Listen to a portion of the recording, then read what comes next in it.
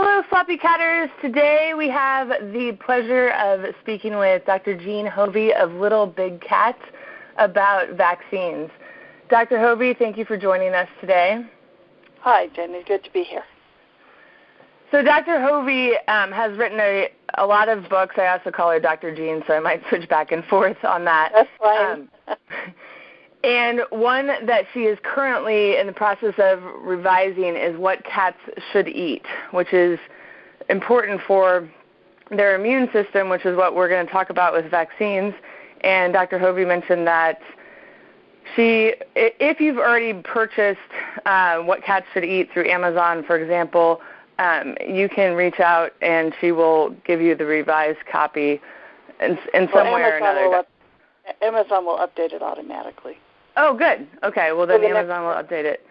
And I'll include a link to it in the About section of the interview, too. Okay. Okay. So, and also we've done, Dr. Hofve and I have done a lot of interviews together on the site about allergies, food allergies, obesity in cats, kidney disease.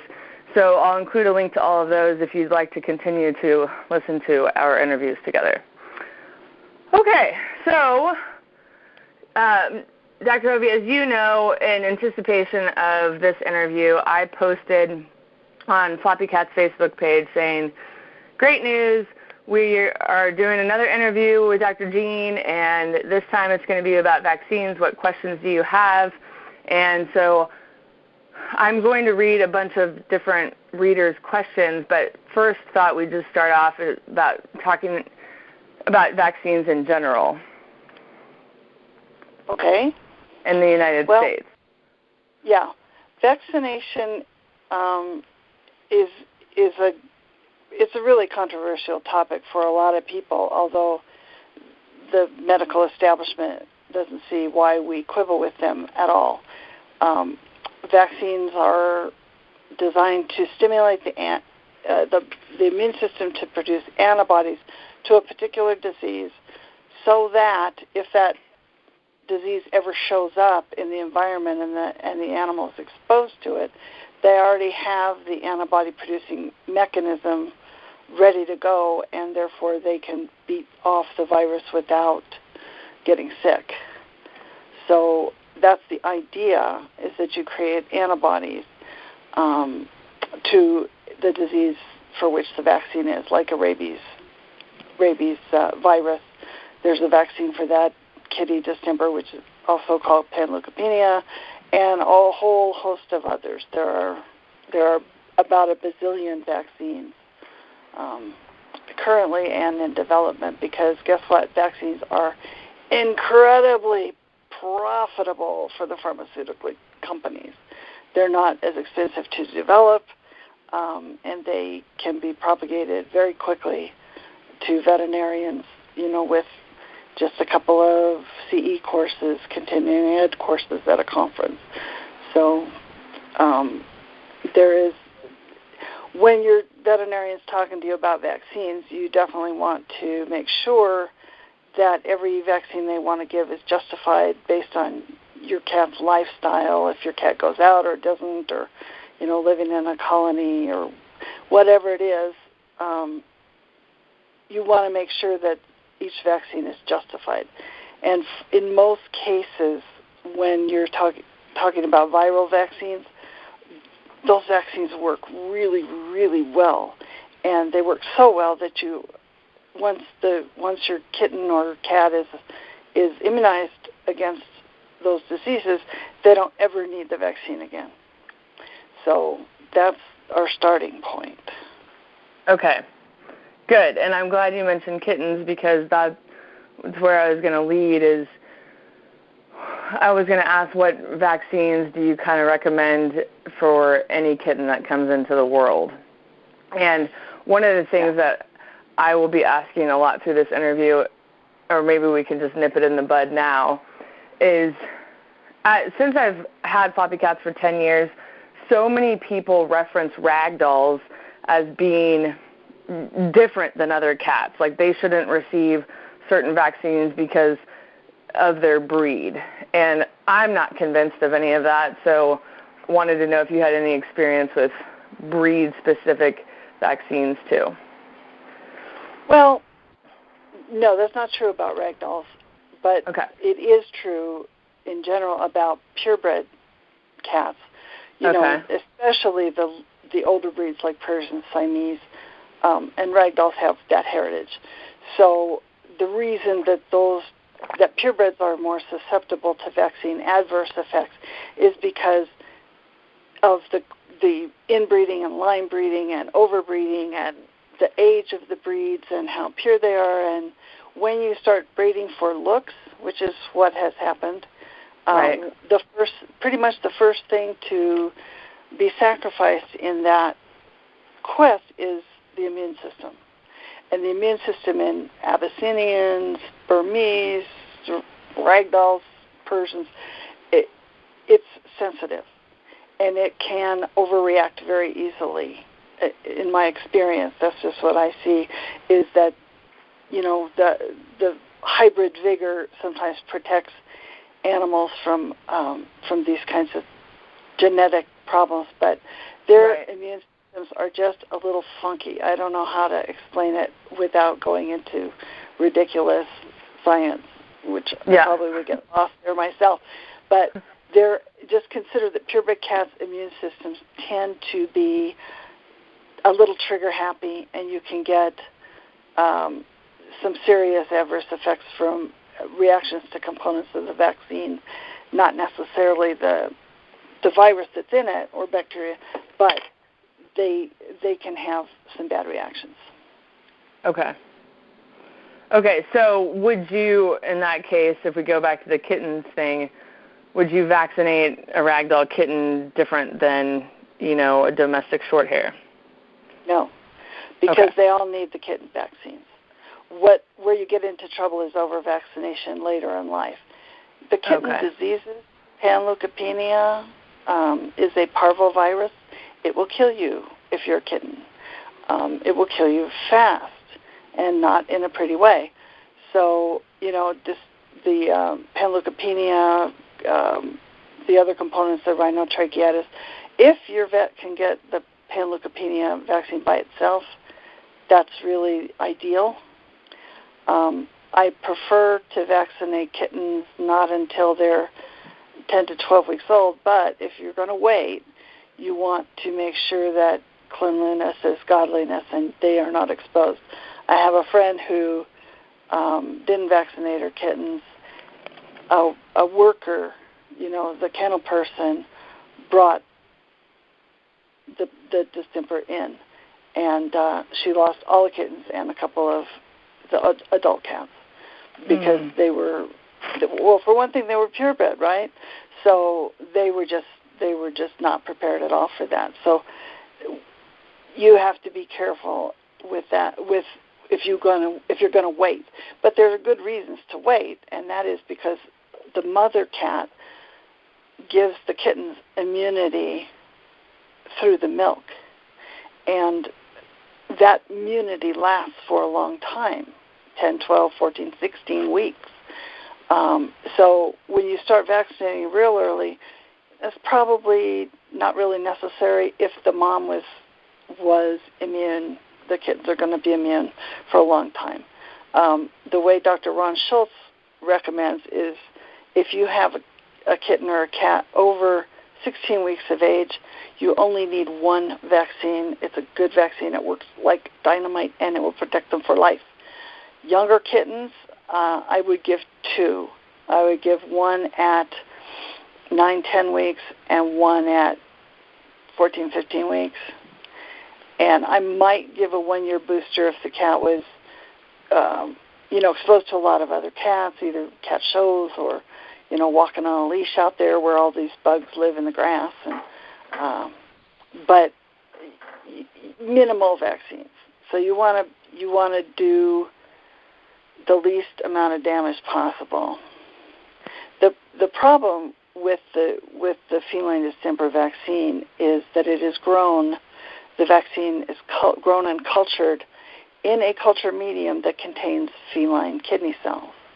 And there has now been lots of research that shows that when you inject the vaccine, proteins from the kidney cells are also injected.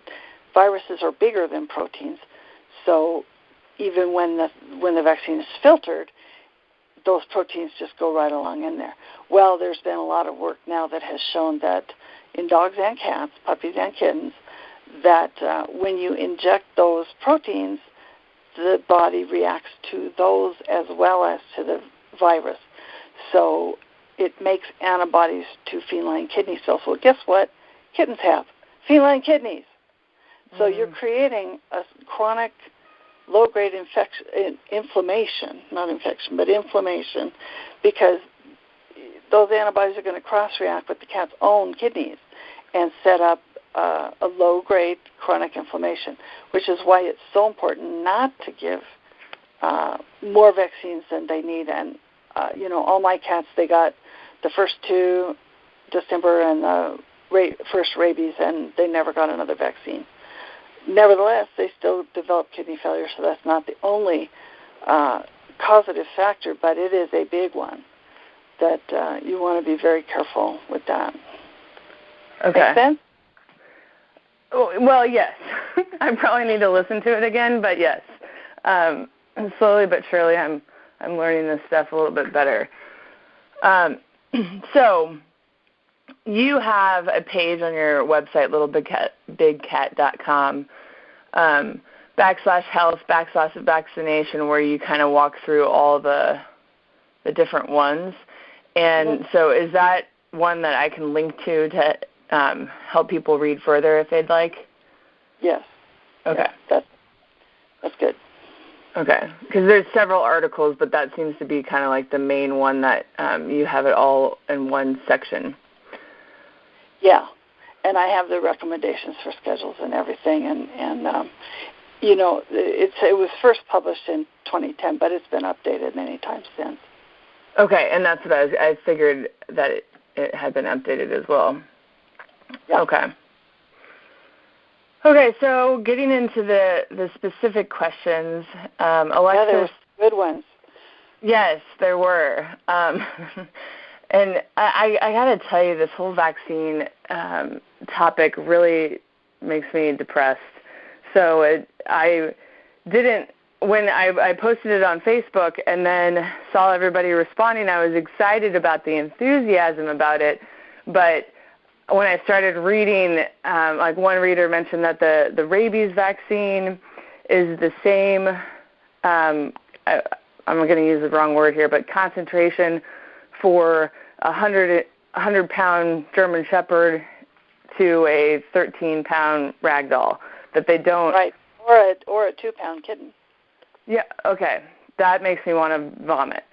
So I didn't know that kind of stuff, and I understand it's good to be educated, certainly, but there's sometimes that I'm like, I was happier in my other world. Well, ignorance really is bliss sometimes. Yes.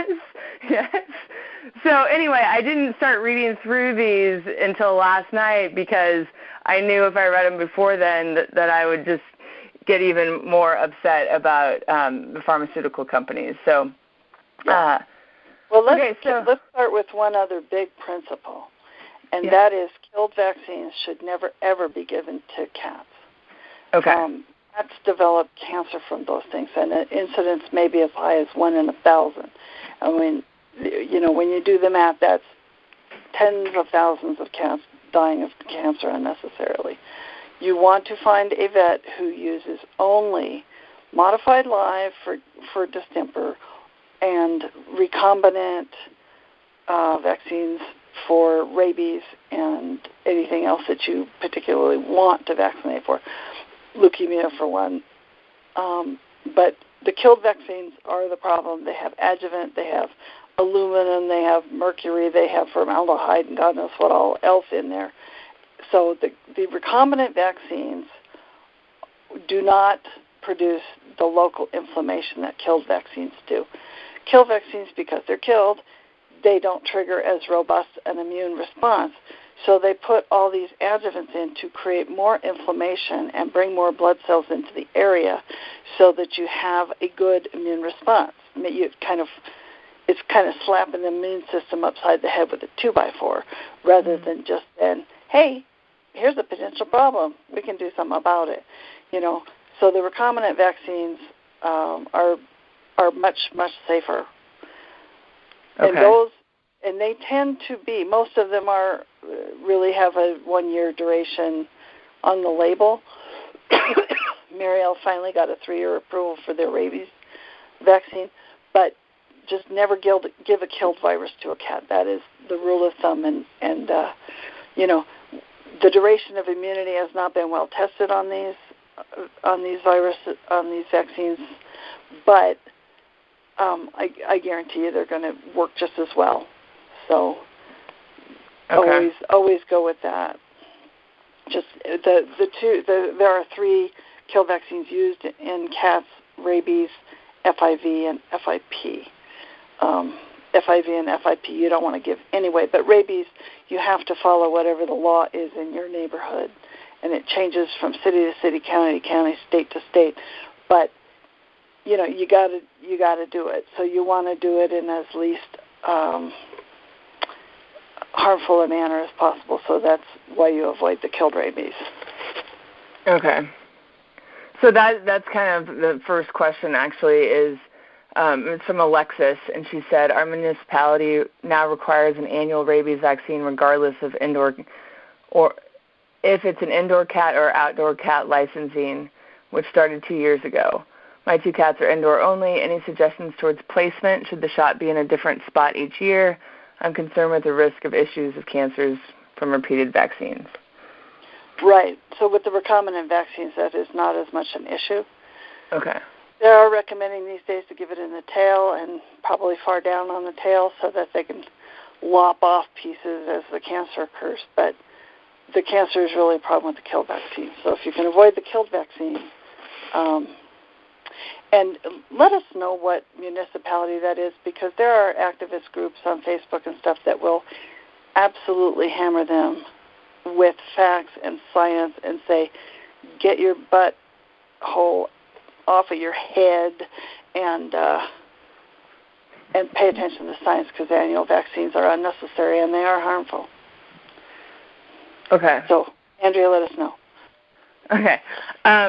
And more on the rabies vaccine in general, like somebody wrote, I want to know if the PureVax rabies shot is safe for Ragdolls. Spanky, I guess must be her cat, has reactions to Revolution flea medicine on his neck and to anesthesia. So the PureVax is Mariel, right? That is the recombinant vaccine, okay. Yeah. Okay. So, and that... if you have a hyperreactive cat, you want to take precautions. Now, elsewhere on my website, there's an article on how to prevent vaccine adverse effects. That's a combination of everything I've learned over the years and Dr. Russell Blaylock's protocol, and do as many of those things at the time of vaccination as you can. And okay. In particular, the calcium and the Thuya, the homeopathic Thuya, which you can get online. Okay. So those would be the keys. I had a hip replacement a couple of years ago, and it was in the fall, and my doctors all wanted me to get a flu shot, and I haven't gotten a flu shot in 25 years. But I thought, well, I'm going to be in a hospital, and hospitals where they keep sick people, so maybe I'd better. And I did all those, all the things that I was supposed to do, and I did not have a bad reaction. The last flu shot I got, oh my God, the reactions were horrible. I developed 3 autoimmune diseases. Boom, boom, boom.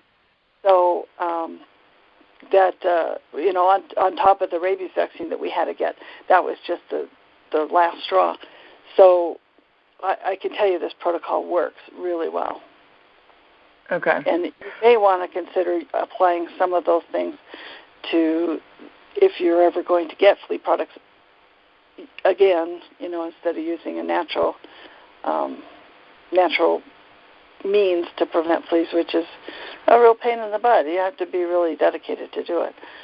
But there are things that you can do to improve the immune system and help them be less reactive.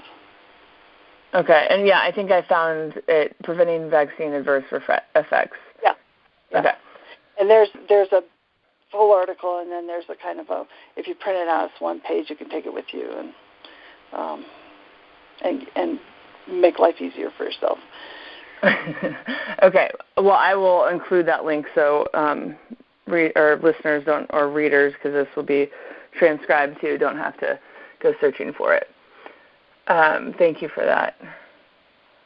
So Jennifer Manning also asked something that I'm curious about, the 3-year versus the 1 year, and you mentioned that Mariel just got approved for the 3-year. Yeah. What do you think about that? Well, so use the 3-year. I mean, the less is more with cats. So you want to minimize vaccines. The veterinary organizations, which make me ashamed to be a veterinarian most days, they revised their vaccine guidelines. The American Association of Feline Practitioners, who are supposed to be out there advocating on behalf of cats, they changed their vaccine recommendations. They changed the wording so that it doesn't say vaccine-associated sarcoma anymore. Sarcoma is the particular type of cancer that it causes. Now they call it injection-related or injection-associated sarcoma, because technically any trauma, any injection, you give your cat fluids, you give your cat Adequan, you give, any kind of injection can potentially cause this kind of cancer, because that's the way cats' immune systems work. But out of 1 million cancers, 999,999 are from the rabies vaccine. So, but they get a lot of money from the pharmaceutical companies to put on their conferences. So what you gonna do? Right. Oh, man. But, so give as few vaccines as possible, and always give the Mariel or the modified live. Everybody has one of those. Okay. So is going back to the 100-pound German Shepherd to the 2-pound kitten, is that 3-year vaccine the same concentration as the 1 year? In the kill vaccine, yes. In the Mariel, because it's for cats, it's for cats. So it's what cats need. It's not, you can't give it to a German Shepherd. So. Okay. But do you know if the 1 year and the 3 year are the same for the cats, like the same amount or whatever? Oh, in the recombinant? Uh-huh.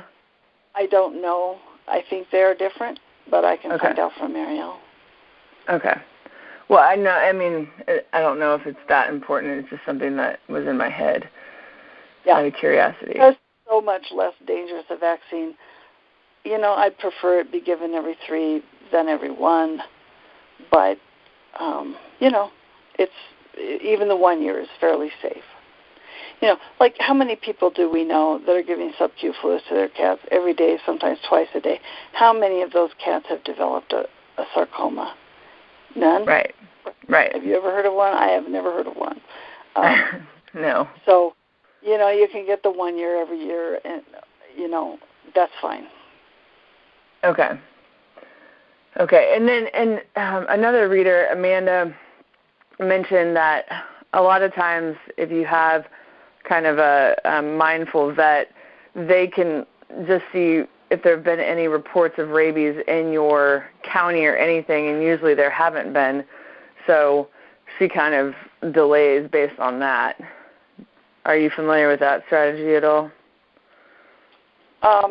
Meaning like rabies found in wildlife or anything, outside of domesticated animals. Reported, that's just the cases that they know about. If a raccoon gets rabies and bites 3 other raccoons and dies in the woods, you're never going to know about any of that. Right. So rabies surveillance is only known cases, reported cases. Denver, Colorado used to be a pretty nice place. It's still a nice place, but it's not as nice because we did not used to have terrestrial rabies. We only had rabies in bats. Mm-hmm. But rabies was common in the South. This is how this happened. You're going to love this. Rabies was very common in the South because raccoons and foxes, and, it's easier to live in the South. The weather's better, right? Mm-hmm. So some guys up in New England really liked hunting raccoons, but there weren't enough raccoons. So they went down to Georgia, and they trapped a bunch of raccoons and brought them up to New England and let them go. And that's how New England got rabies. Mm. And rabies has been steadily crawling across the country, and now we have it in skunks.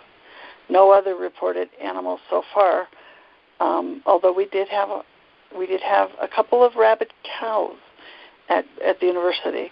So, but we had it in bats, so if the bat bit the cow, then. But now rabies is becoming more serious. It's already in 25% of our bats, which if you live in an old house like I do, you probably have bats in your attic. So, yeah, get the rabies vaccine. It's because it'll kill you if you get it. But, I would just follow the law in those cases. Okay. Because the PureVax is so much safer, I don't squawk nearly as much about giving that. If there was only the killed virus, I'd be tearing my hair out about it. But there's no reason to ever get a kill vaccine for a cat. There are modified live or recombinant vaccines for everything you can need. Okay. And I think that's an easy way to remember it, so thank you for that. As I'm thinking about it when I'm at the vet. Jeanette said... If the vet doesn't carry the PureVax, you can call Marielle and find out who does. And if your vet won't, that is time to consider, well, maybe that is not the correct vet for you because they're clearly not on your page. So good. I was going to ask that, too. Well, if they're not carrying it, then... Yeah, well, it's very expensive. It's about 20 times more expensive to carry it, and if they're not using it all the time, most of that goes to waste. If they're only giving you and maybe one other cat in the county the PureVax, they're not going to carry it. So, but if they make the switch and are going to give it to all cats, which they should, and maybe you can have that discussion with them. Because that's something they can promote. Hey, we are more cat friendly. We don't use the things that give your cat cancer. It's possible to have an enlightened discussion, shall we say? Okay. Yeah. Well, there's been times where I'm like, "Where's Dr. Hofve when I need her?" I'm in Denver when I'm at the vet. Yeah, right. Okay, so Janet said, my Ragdoll developed a round mast cell at the spot where the vet gave her the rabies shot. Any comments on this? She and my other Ragdolls will not be getting any other rabies shots. I've talked to 2 breeders, and neither give their Ragdolls rabies. I was also told by another breeder not to give the leukemia vaccine, so maybe we could get into that after the round mast cell spot. Yeah. Mast cells are pretty common in cats. And it's not a recognized sequela of vaccines, but, if it's in that spot, there is a connection. Now, did she say that was the PureVax? She didn't say. Yeah. If it was the killed vaccine, then I'm not surprised about anything that shows up at that spot. But you don't let one go down on a mast cell, you get it out of there. Oh, okay. Okay. Yeah. Very, very important to remove those because they will metastasize like crazy. Lovely. Yeah. Not a nice thing, that one. Okay, well, good to know. Gosh, I feel like I've been so fortunate, knock on wood, with vaccines with my cats. But it is, What that actually leads into a question that I had. I do know of a family friend who had to put her cat down because it was vaccinated in its neck and developed a tumor there. So what are your feelings on, doesn't the American Association of Feline Practitioners have suggested legs? I know you mentioned the tail earlier in this conversation, but... Right, and the tail is the current favorite. Now okay. They're not recommending legs anymore. Now they're recommending tail. But those cautions apply to the killed vaccine. Right. So rabies right, leukemia left was how they were doing it. And you can't just give it up in the hip because that is an inoperable site. You have to give it low down on the leg. Few cats will tolerate it. I tried it. It's not an easy thing. It's easy to do it wrong. Yeah, I can see that with how small they are. Yeah, I mean, how are you going to get it in the skin next to the kneecap? I mean, that's really hard to do, and that's where you're supposed to give it. So, yeah. And meanwhile, the cat needs to stay stationary. Yeah, no. Yeah, I mean, now you and whose army are going to hold that cat. Exactly. And I don't think we need to sedate cats just to give them a vaccine. So, when we're talking to this group, your enlightened groups of Floppycats people, they're already giving minimal vaccines, so giving them in a particular spot, and if they can go with the PureVax, with the recombinant vaccines, then all of that doesn't matter because you're only going to give a few vaccines in the cat's lifetime. Okay. And and I do have to say that rabies, you have to follow the law if you're going to license your cats. If they're indoors and your next door neighbor does not work for animal control, you may not ever come across a situation where they're going to nail you for not having vaccinated and licensed your cat. If your cat bites someone, I had a crusty she was so mean, this cat. She's a 15-year-old tortoiseshell. And she bit the crap out of me, and she just gnaw on anybody for the fun of it. And I vaccinated her for rabies. I do not vaccinate cats over 14, but the woman ran a daycare out of her house. So the chances that cat was going to bite somebody were like 200%. So, you have to go with your situation. I am not telling you to disobey the law. I'm telling you, I do it every day because my cats are never revaccinated, ever. Yeah. So, knowing that, you pay your dime, you take your chance. So, if you don't want to vaccinate, that's fine. Immunologically, I have no problem with that. The cat is protected if it's had previous vaccines, but you might run into problems down the road with animal control. Right. And some laws are pretty onerous, and they will just take your cat. Yes, that's how my vet has feared me into getting the rabies vaccine, is that she's like, okay, I'm just telling you that if they show up at your door and ask for proof of rabies vaccine and you don't have it, that they can go and take Charlie and kill him. Yep. A lot of laws like that out there. So it might behoove folks to call their animal control and see what the law is, and then you can make your decision. Okay. But, you're making it from a place of knowledge instead of fear. Right. So you mentioned that you don't vaccinate senior cats after 14 because somebody had asked, it was Kay Evans Brown asked, can vaccinations stop with senior cats, mine are 12? They can stop after the first series. If you have a year-old cat that's been vaccinated around 16 weeks, it never needs another Panleukopenia vaccine. It doesn't need anything except rabies as required by law. Once a cat is 12 or 13 or 14, they all have some little health thing, right? Pretty much. Right. You can find something to write an exemption for. and I write a lot of rabies exemptions. I have a form letter. I just plug in what the cat's problem is. Chronic gingivitis. Well, that is every bottle of vaccine says for use in healthy animals only. So if you have a chronic health problem of any kind, you should be able to get an exemption from the rabies vaccine.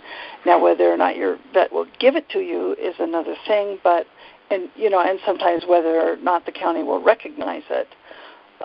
When we got the laws changed in Colorado to every 3 years, we worked with the guys in the health department, to recognize that it's immunologically it's fine. Don't worry about it. And we got them to allow a vet to write an exemption. So find out if you can do that. Okay. I would stop probably now because I know more. I stopped at 14. That was just a kind of a random thing, but I'd probably stop at 10. Okay. Just because, you're on this planet for 10 years, drinking the water, breathing the air.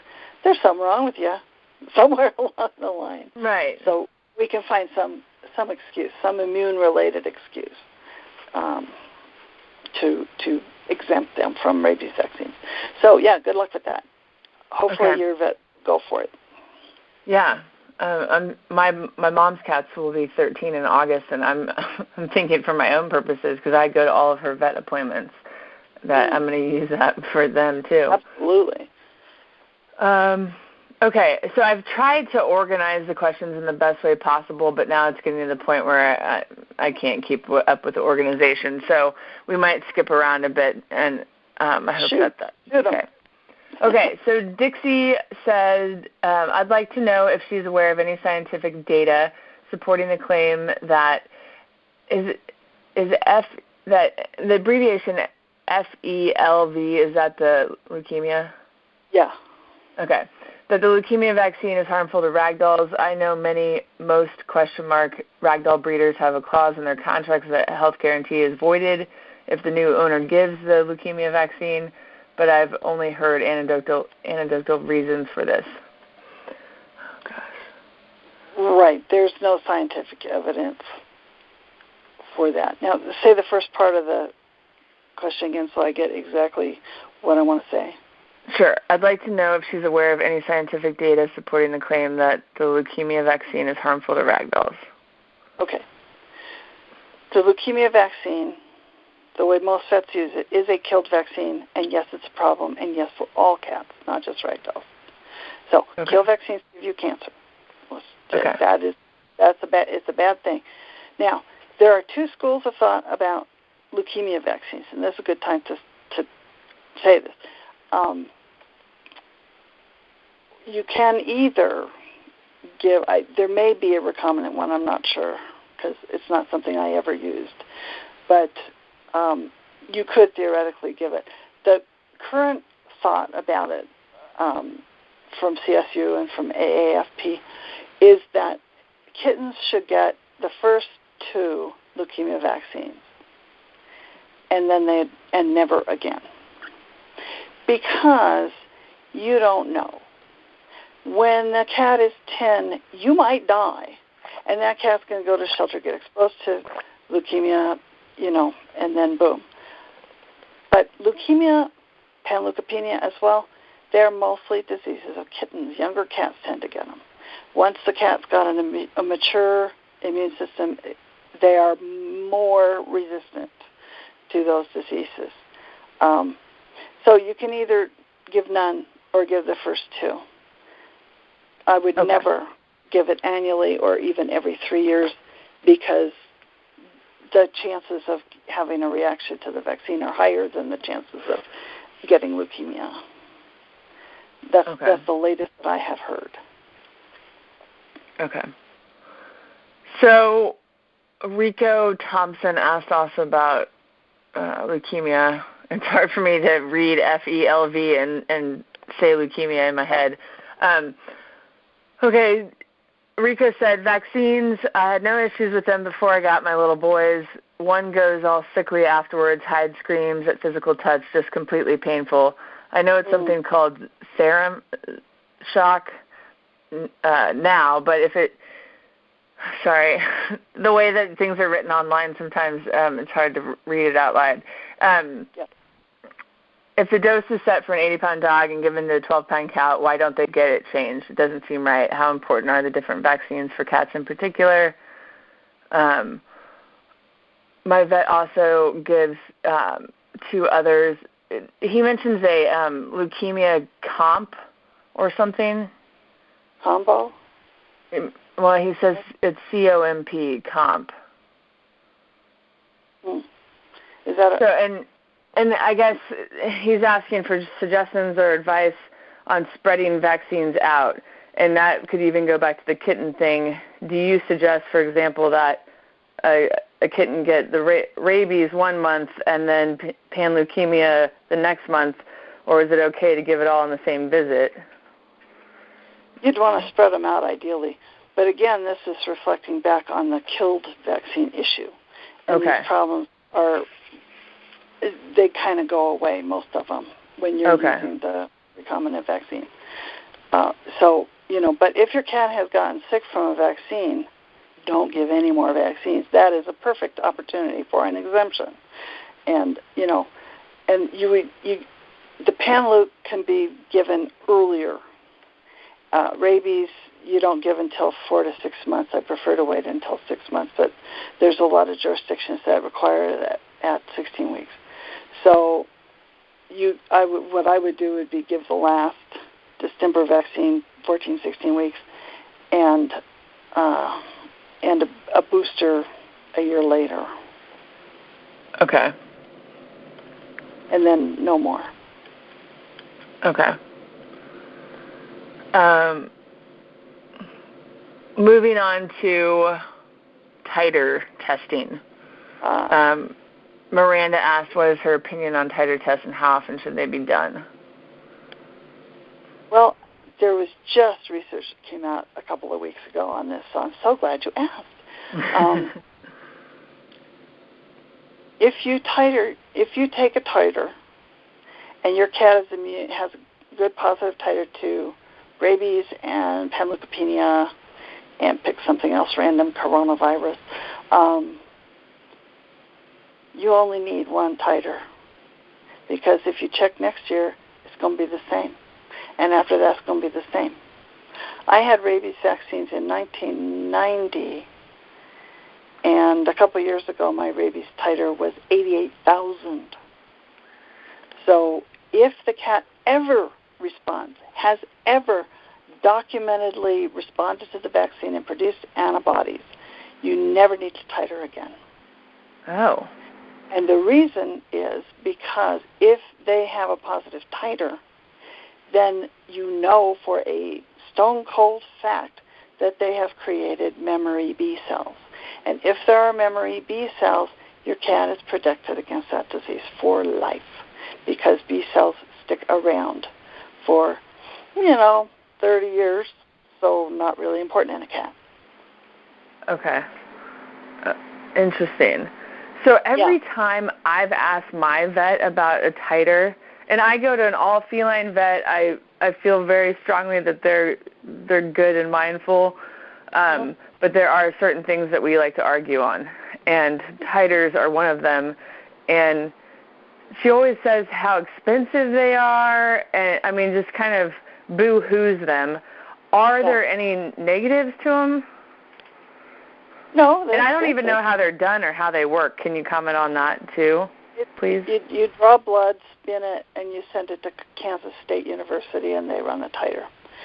Okay. It's a pain in the butt for the practitioner because it has to be spun, it has to be frozen, it has to be packaged, it has to be, taken to the UPS, wherever it's going to be shipped. It has to be done, with ice packs, and it's a pain in the butt to do it. And that's the vet's objection. And it is not cheap. But, tell your vet, just humor me. Just humor me this once, and let's run a titer. I'm just curious. And then see what it comes back. Okay. You know, and then from then on, you are justified in when she says, well, I think, it's been 5 years now, Jenny, we should probably vaccinate for something. And you can say, no, thanks. Okay. With a perfectly clear conscience. Isn't that wonderful? Yes. Yes, it is. That was a brilliant paper. I couldn't believe it. That I was so excited.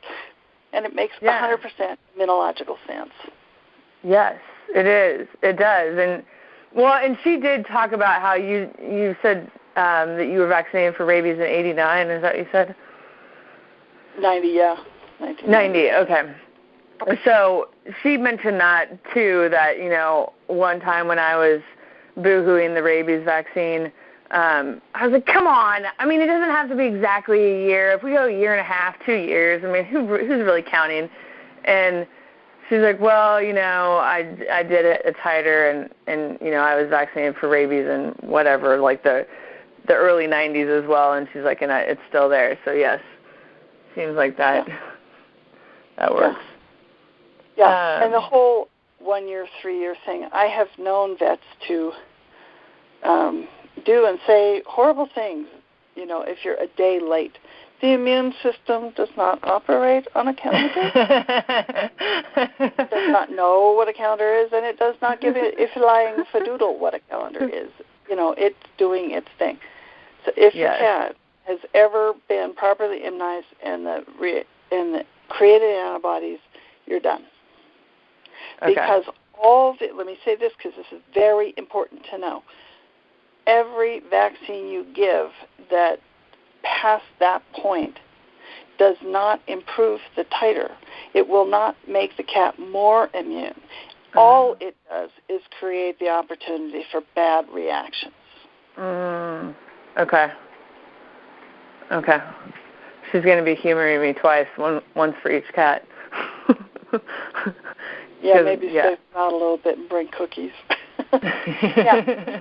All feline vet, they should not have a kill vaccine in that clinic. So that'd be a good question. They don't. They're very opposed to the killed. Okay. Yes. Good. They've been paying attention. Yes.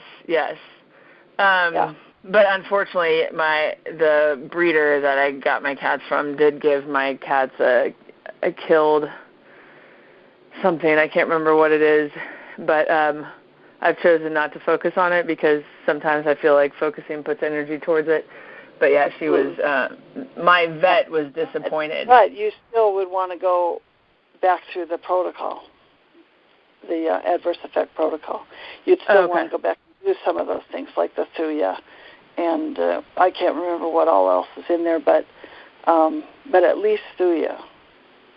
Okay, even though they're almost 8 years old, and this was obviously some time ago. Okay. Not going to hurt. Okay. Because it takes years sometimes for those reactions to develop, and if there's one cooking in there, don't we want to kick it in the butt? Yeah. Yes. My naivety comes from just not being in that world, so thank you. No, I know. That's the thing, because vets can... Yeah, there's a saying that I used to say all the time. If you can't dazzle them with brilliance, baffle them with BS. So, veterinarians are very good at baffling people with BS and talking in all high and mighty vet ease and scaring you. Yes, mine does the best of scaring me into submission. Basically, if you mention Old Yeller, I'm like, yep, give him the rabies shot. That's fine. She's like, do you want a rabid animal? Anyway, Beverly Canning said, and I love this, kindly ask if she has, I just like when people phrase things like that, kindly ask if she has a suggestion for those of us living in hurricane-prone regions. If I ever have to take the kitties to a shelter, I have to have proof of vaccination. And somebody also mentioned that when they wanted to take their cat to be groomed, they had to have proof of rabies vaccination, within that year. Well, since it's a 3-year vaccine, first I'd say find another groomer Okay. Because they've got their head up their butt. There's no reason for that. But it's a private business. They can require whatever they want. So you just find someone else. Okay. And as far as taking them into shelters and stuff for rabies is the only vaccine required by law. And people at the Red Cross are not well-versed enough in feline immunity to know whether they might have ought to had a distemper shot at some point. It just doesn't. It doesn't compute. I think if you have your rabies certificate, you're fine. Okay. And if you have an older rabies certificate and a recent exemption, and we know that those vaccines provide long-lasting immunity, that's good. And consider moving to Colorado. So. I love how you become a part of the Colorado tourism, or not tourism, but support team on our calls. I think consider moving to New Mexico every time I have to worry about fleas. Ugh. Anyway. We don't have a lot of those either. I know. Lucky. Okay, yeah. Strictly indoor cats. What vaccines do they need? Are yearly vaccines for indoor cats really necessary? This is Nancy Lou asking. And we've kind of covered this. I mean, you could go back through the conversation and put it together, but can you just list out, this is what I would do if it were my cat? Short and sweet, because my cats are all indoors. Okay. I do the kitten, Panleukopenia, and I do one rabies. And I don't do anything else. Okay. Now, I hope that the Colorado Department of Health is not listening to this. Because they know what I think. Maybe I'll move to New Mexico, too. You want to meet? Yes. And they don't need anything. But they do need the kitten shots because, as I said, you can bring viruses and horrible things in on your shoes or, in your hair if you brushed up against a tree. I don't know. But some of these things are ubiquitous in the environment. And like I said, if you have a house that's older, you could have bats.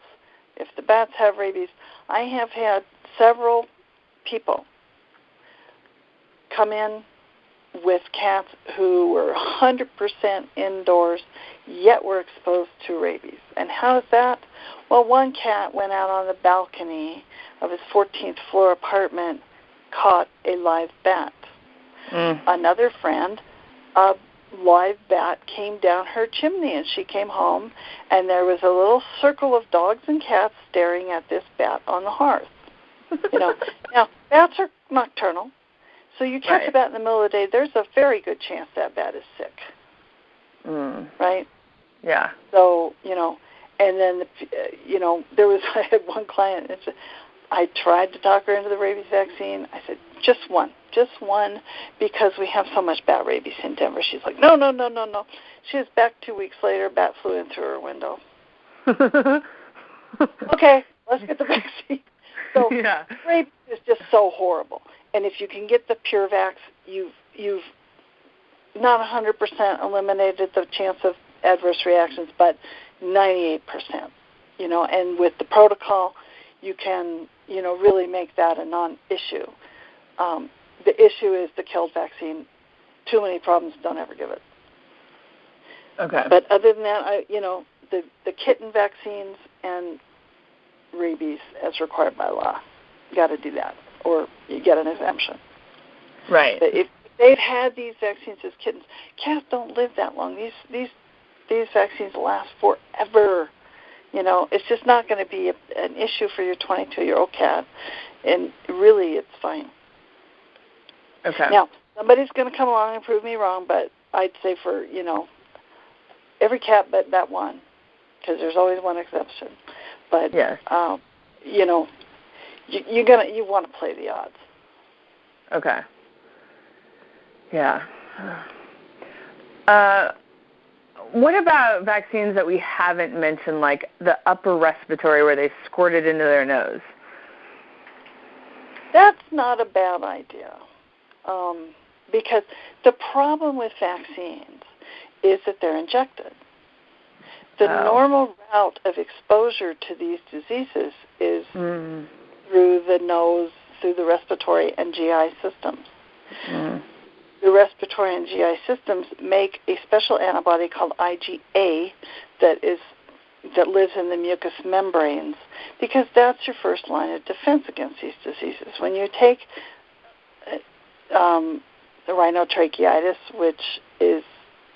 that's a euphemism for herpes, by the way. It is a herpes virus, and it lives forever. So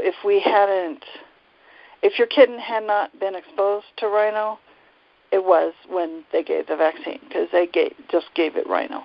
So, but the upper respiratory, then it goes through the mucous membrane, and it gets that IgA response.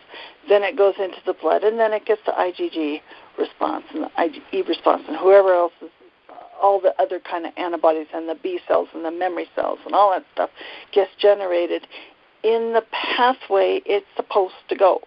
But injecting them is where you come into problems, because you're bypassing all those initial defenses, and so that's why we see so many problems with vaccines. Okay. It's an unnatural method of exposure. Okay. So I'm surprised by your response on this one. It makes common sense in my head, but of course, when they asked about, this was with my parents' cats, Camus and Murphy, who are about almost 13. It was a couple years ago, and they wanted to give an upper respiratory, and I was like, for what? Why? Yeah. And my mom, I don't know, getting ready when I was brushing my teeth this morning, thinking about, what I was doing today, and I was like, I'm talking to Dr. Jean about vaccines. I was like, vaccines, man. It was always just like, went to the doctor, got a shot, and went to 31 flavors afterwards. It was just so, my mom made it such a routine thing, even with her animals. If the vet suggested it, she just did it. And so I'm in there trying to battle against this thing, and my mom's like, oh, Jenny, let's just do it. If they're saying it. So that does make me feel better, but is there a time when up the nasal passage isn't necessary?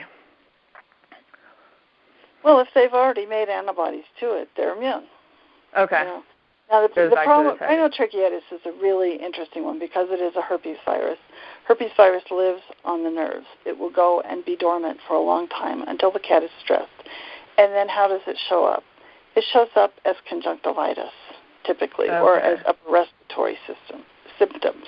So you get a sneezy, or eye boogery, or when they squint and their eye is red and they don't like the light, and that's a conjunctivitis, and it's painful. And 99% of them are due to herpes virus.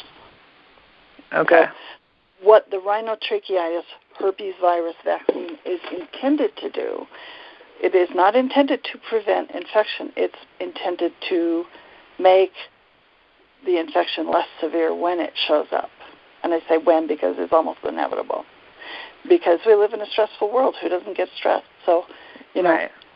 If you have a cat that has had conjunctivitis problems, I would certainly use a great deal of caution and perhaps not get the rhinovirus vaccine. But it's included with it. It's hard to get individual vaccines. And if I could start over with a kitten and, design it just the way I wanted to, I would do the experiment and see, if it ever got that kind of eye problem or sniffles or whatever. I've had two of mine have had chronic herpes. I got them when they were 2 weeks old. They were feral born, and but they both had it. But I gave them the vaccine. So would they have had it anyway? Is it that common in the environment? Can it even live in the environment? I don't think it does. I think it has to be, closely transmitted. So and it's not life-threatening. It's not a problem. Although if they get conjunctivitis, it hurts. But there are lots of ways to deal with that too. So I'd like to see it go away, but that might be an experiment that not everybody wants to do with their cat. Right. Well, and it's funny that you mentioned that, is because in the last 3 months, I've had 2 or 3 people contact me because they found the interview that you did with us about conjunctivitis, and finally, from Willard water or lysine, whatever, they were finally able to get rid of it. Yeah. So. Yeah. I use a homeopathic called Aura. It's Aeura. It's a human product, and it's $50, but it'll last the rest of your cat's life. And I have found that to be absolutely incredible because it's for human herpes. Now, kitty herpes is not sexually transmitted. It's a different. It's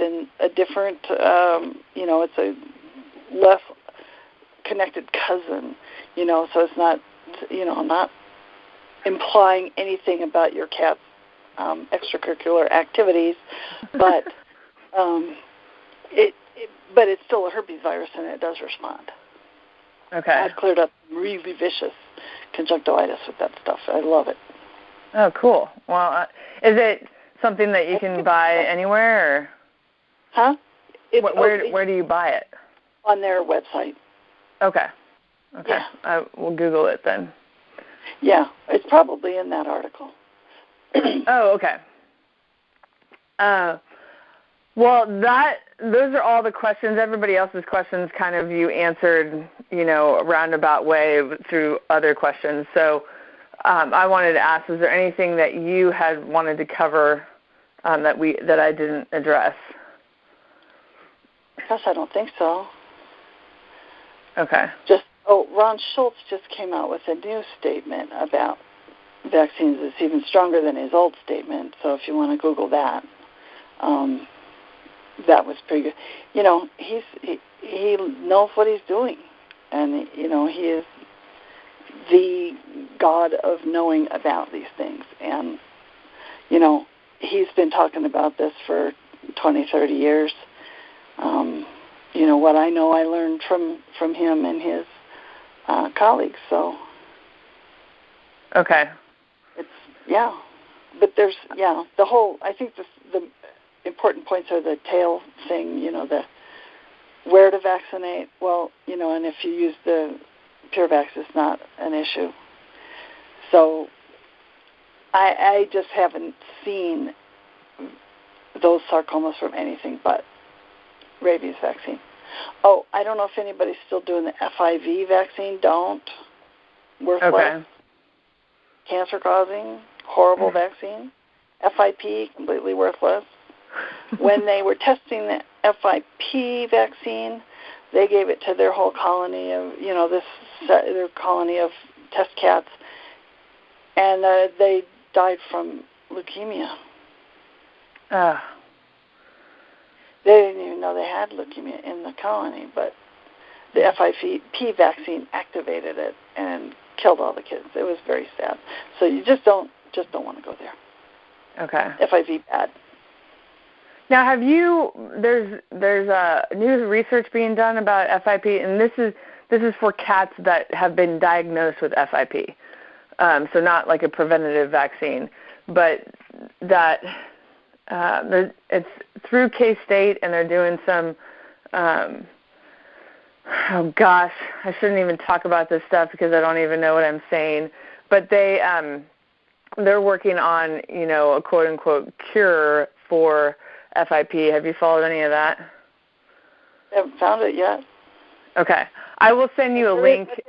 There was new research that just came out, and the veterinary organizations have revised their position on FIV, and now says that FIV cats can live happily ever after with not positive cats. So it's not cool. Because it used to be that if the cat had FIV, you really had to keep them isolated and all that other stuff. Well, FIV is transmitted by bite wounds, so if cats get along, chances are good. But you never know.